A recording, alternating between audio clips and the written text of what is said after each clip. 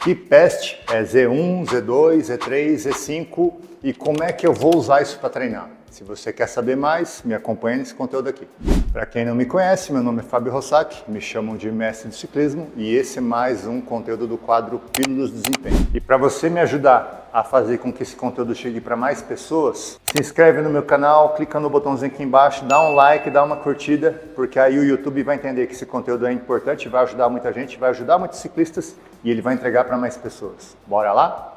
Muita gente me pergunta como eu faço para treinar, o que é zona 2, zona 1, zona 3, e algumas pessoas chegam em mim e falam: professor, eu quero treinar com você, mas eu não tenho sensor de potência, eu não tenho sensor de cadência, eu não tenho sensor de frequência cardíaca, mas eu tenho vontade de treinar, como é que eu faço?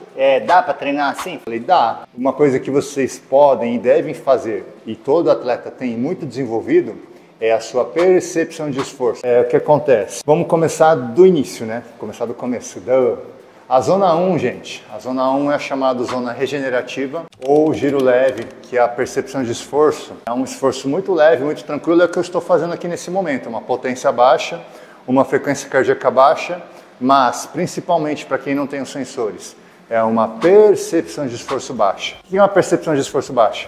Estou respirando naturalmente, estou fazendo um movimento bem tranquilo, que não tem força nenhuma. Eu consigo falar normalmente, não fico naquela coisa de fala pausada, de ter que respirar para você conseguir continuar falando, para você seguir falando. Aí a pé baiada pode me odiar agora, gente, mas é sinceridade falando de um professor.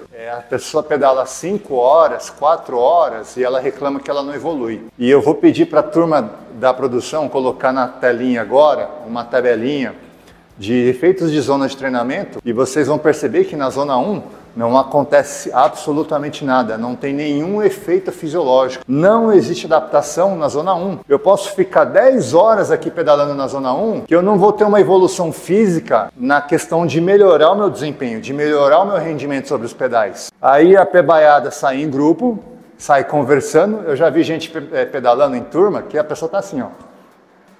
Ela pedala, conversando, gritando, dando risada, com a mão fora do guidão, não presta atenção no que ela está fazendo, fecha os outros, acontece, né? Uma velocidade muito lenta, você está andando rápido, você só quer passar, você não pode gritar porque é grosseria, e eu não grito, eu só presto atenção, ó, tô passando pela esquerda, tô passando pelo meio, e a pessoa se assusta. Mas assim, a gente estando numa estrada, a gente tem que entender que tem que respeitar, né?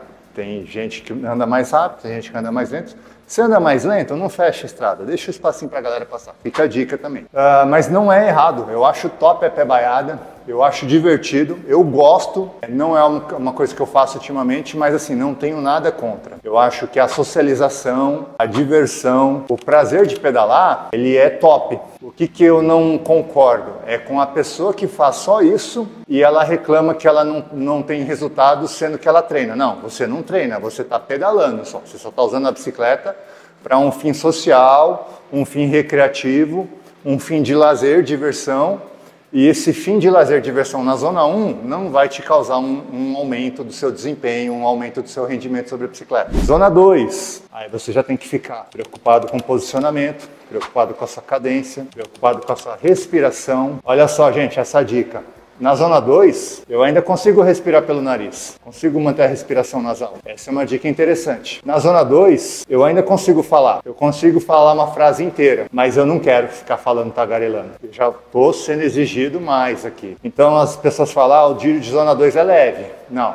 Se for leve demais, não é zona 2, é zona 1. Ó, tanto é que eu já não estou mais falando direto. Na zona 2, eu tenho que me concentrar para manter um ritmo. E consigo ainda respirar pelo nariz, eu consigo falar, mas eu não quero ficar falando direto, porque eu tenho que respirar para manter a minha intensidade do pedal. Aí na zona 3, normalmente é uma cadência mais alta, fica mais difícil ainda de falar. A zona 3 muitas vezes é um ritmo de maratona, de um pedal longo, porém que você tem que sustentar. A zona 3 parece fácil no começo, mas depois de 5 minutos você já percebe que não é algo fácil de manter. Aí a zona 4 é o seu limiar de esforço. Aí esquece, gente. Não é algo que você vai querer falar. Já nem dá, já nem vou ficar pedalando aqui, gente. Na zona 4, que é o seu limite de esforço, é a máxima intensidade que você consegue fazer de uma forma ainda sustentada.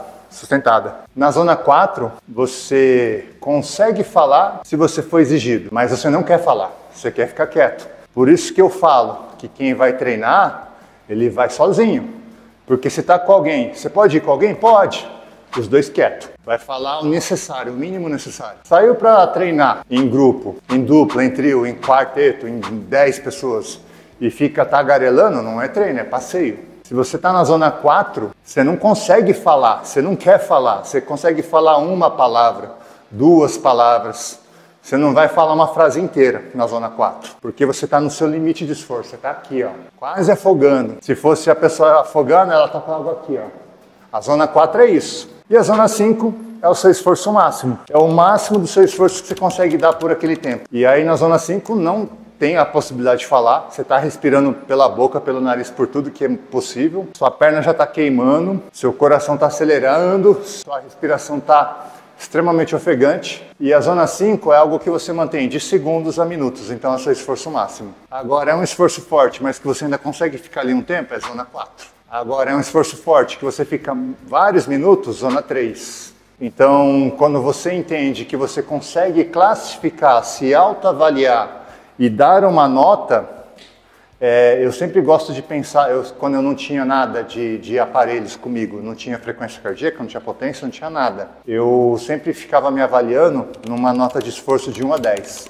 Sendo que até os 5, a nota média era zona 1, zona 2. A zona 2 eu gostava de pensar que era de 50% a 70% do meu máximo. A zona 3 eu falava que era uma nota 7 ou 8, que já era um forte. A zona 4 eu falava de 8 a 9. E a zona 5 é a nota 10 de esforço. Então eu estava numa maratona, numa prova de 3, 4 horas, eu ficava pensando, aqui nessa subida, eu vou subir a 80% a 90% do meu máximo. Eu não vou dar meu 100%, eu vou dar um 8 ou 9 aqui, 80% a 90% da minha força. Aí conseguia subir bem, subia tranquilo, assim, fazendo força, mas um esforço sustentável.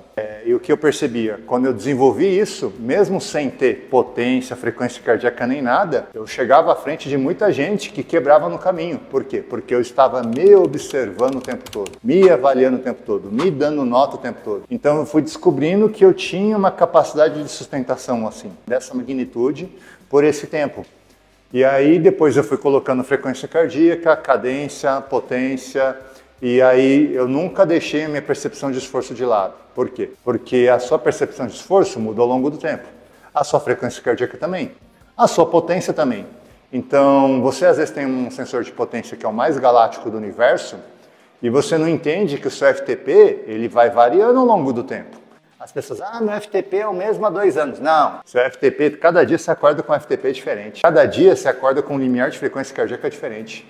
Quando você está mais descansado, seu limiar de batimento é mais alto. Quando você está mais cansado, seu coração também é um músculo. Seu coração, quando está cansado, ele bate menos. Ele não vai acelerar tanto. Então, vocês têm que entender que esses valores de limiar, eles podem e devem, e muitas vezes eles variam muito ao longo do tempo. Ninguém é robozinho ou máquina que funciona exatamente da mesma forma. Percepção de esforço, a maneira como você se percebe em movimento, em atividade, é o que vai determinar em qual zona você está. Então, quando eu não tinha frequência, não tinha potência, mas eu tinha uma percepção de esforço desenvolvida, eu tive que desenvolver isso, eu fiquei conhecido como o cara que nunca quebrou. Eu sempre fui para os percursos das provas extremas de 150, 180 quilômetros e eu chegava entre os 3 primeiros. Se eu não chegasse em primeiro, eu chegava no top 3. E a galera saía louca, alucinada, eu saía no meu ritmo sustentável e eu ia pegando um por um ao longo do caminho. Por quê? Porque eu sabia que naquele determinado esforço, era uma prova de 8 horas, eu fazia um esforço que eu segurava por 8 horas.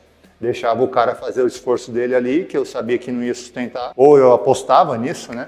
E muitas vezes, na maior parte das vezes, dava certo. A pessoa, depois de 70, 80 quilômetros, estava batendo lata e ainda faltava 100 para chegar. E isso eu fiz muitos anos. Então, sim, você consegue treinar, mesmo sem ter medidor, mesmo sem ter frequência, desde que você aprenda a se avaliar, se observar, entender como é o seu esforço naquele momento, dá uma nota para ele e a partir desse momento você consegue entender quanto tempo você sustenta cada zona, quantas vezes você consegue fazer, quanto tempo leva para recuperar, para daí você dimensionar o seu esforço para um determinado volume de tempo ou uma determinada distância. E aí, você gostou desse conteúdo? Se você gostou desse conteúdo, clica no botãozinho aqui embaixo, me segue, dá um like, compartilha, manda para os seus amigos, manda para o seu amigo que é ciclista que também pedala. Isso aqui pode ajudar muita gente. Se você tem vontade de ter os seus treinos montados por mim de forma personalizada, clica no link, vai ter um link aqui embaixo, é o primeiro link que vai estar aqui fixado nos comentários. Aí a gente consegue conversar para você entrar na minha assessoria. E esse foi mais um conteúdo do quadro Pílulas de Desempenho.